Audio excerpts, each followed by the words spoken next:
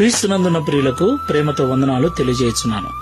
April నెల 20వ తేదీ 2025.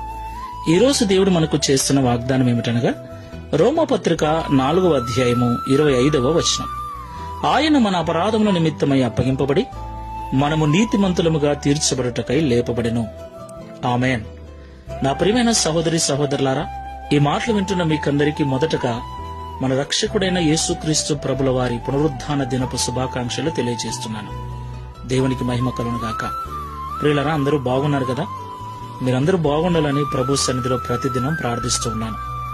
ఈ కృపను నాకు అనుగ్రహించిన దేవునికి స్తోత్రాలు స్తుతులు చెల్లిస్తున్నాను. దేవునికి మహిమ కలుగునుగాక. ప్రియులారా, ఈ రోజు యేసుక్రీస్తు ప్రభుల వారు పునరుద్ధానము చెందిన దినం. పునరుద్ధానం అనగా తిరిగి లేపబడటం, తిరిగి బ్రతకటం. ఈ ప్రపంచ చరిత్రలో యేసుక్రీస్తు ప్రభుల వారు ఒక్కరే చనిపోయి మరణాన్ని గెలిచి తిరిగి లేచిన ఏకైక దేవుడు. దేవునికి మహిమ కలుగునుగాక. ఇంతకైనా ఎందుకు మరణించాడు మనకు తెలుసు. ఆయన మన పాపముల కొరకే మరణించాడు. ఆయన తిరిగి లేచాడు. ఎందుకు లేచాడు? వాక్యం ఇలాగూ సెలవిస్తుంది, ఆయన మన అపరాధముల నిమిత్తం అప్పగింపబడి మనము నీతిమంతులుగా తీర్చబడుటకై లేపబడెను అని. దేవునికి మహిమ కలుగునుగాక. ప్రియులారా, మనం ఎందుకు నీతిమంతులుగా తీర్చబడాలి? నిజమే, మనము జన్మతో కర్మతో పాపులమే. పాపులమైన మనము పరలోక రాజ్యం చేరటం అసాధ్యం. ఎందుకంటే పరలోక రాజ్యం పరిశుద్ధమైంది, నీతితో నిండినది.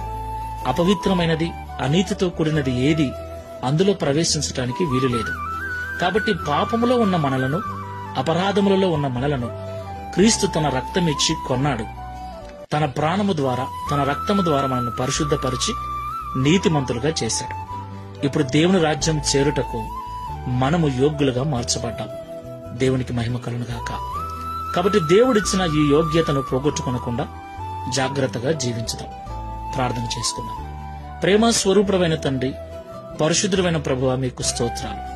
నిజంగా నీవు మా తండ్రివి గనక, నిజంగా మా దేవుడవు నీవు గనక, మా క్షేమం కొరకు, మా మేలు కొరకు మేము నశించు నరకానికి వెళ్లటం ఇష్టము లేక మా కొరకు మరణించి ఆ మరణాన్ని గెలిచి తిరిగి లేచిన ఏకైక దేవుడవైనందుకు స్తోత్రాలు.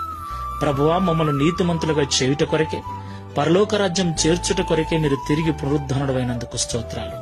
మీ పునరుద్ధానము ద్వారా కలిగిన ఈ నీతిని మేము పోగొట్టుకొనకుండా జాగ్రత్తగా కాపాడుకొనొచ్చు మేము కూడా నిత్యరాజ్యము చేరుటకు సహాయం చేయమని, తద్వారా మేమందరము కూడా నిత్యరాజ్యములో, నిత్యత్వములో నీతో కలిసి ఆనందించుటకు కృపను అనుగ్రహించమని, ఈ పునరుద్ధాన దినమున మా ప్రియుల కుటుంబాలన్నిటిని కూడా దీవించి ఆశీర్వదించమని యేసు నామములో ప్రార్థిస్తున్నాము తండ్రి. ఆమేన్. Praise the lord. God bless you.